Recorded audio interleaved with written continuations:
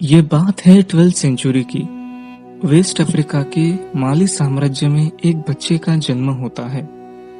किसे पता था कि ये बच्चा इतिहास का सबसे अमीर राजा बनने वाला था।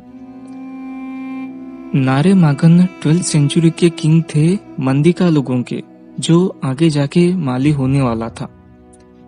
इनके दो बेटे थे, सुंजाता और अबू बकर। सुंजाता ये माली एम्पायर होने के बाद सबसे पहले राजा बने।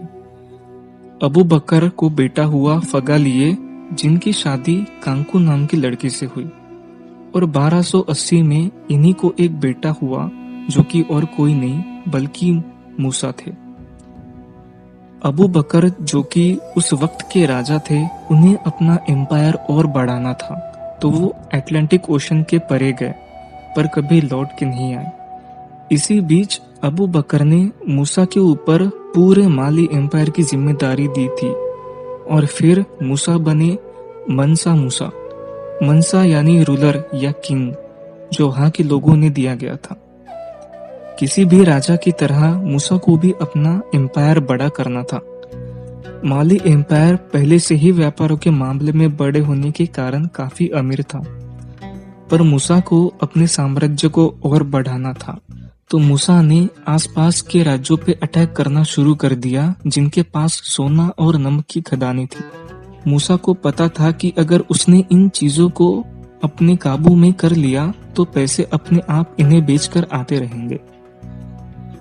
मूसा ने बम्बुक खदान को अपने कब्जे में कर लिया, जो सोने की खदान थी। इसी बीच इर्जिल और तगाजा, जो नमक की खदान थी, उसे भी अपने काबू में कर लिया। फिर क्या, मूसा ने जैसा सोचा था वैसा ही होने लगा। माली एम्पायर और अमीर होने लगा और वहां के लोग भी अमीरी में जीने लगे। मूसा का धर्म इस्लाम था, तो बाकियों की तरह उन्होंने एक दिन हज यात्रा पर जाने का सोचा, जो कि मक्का में था। उनको 9000 किलोमीटर का सफर तय करना था। इस सफर में मूसा के साथ उनका पूरा काफिला था। 50,000 से भी ज्यादा लोग उनके काफिले में थे। वहां 10,000 गुलाम सोने से भरे बक्से उठाने के लिए ही थे, और ऊँटों पर भी सोना दागा गया था। कहा जाता है कि मूसा ने अपने हज यात्रा में 18 टन सोना अपने साथ पकड़ा, और वो भी लोगों में बांटने के लिए। मूसा ने कई हजार सोने की ईंटें लोगों में और कई राज्यों में बांट दी। जहां जहां मूसा का काफिला रुकता, वहां वहां मूसा ने मस्जिद बनवाई।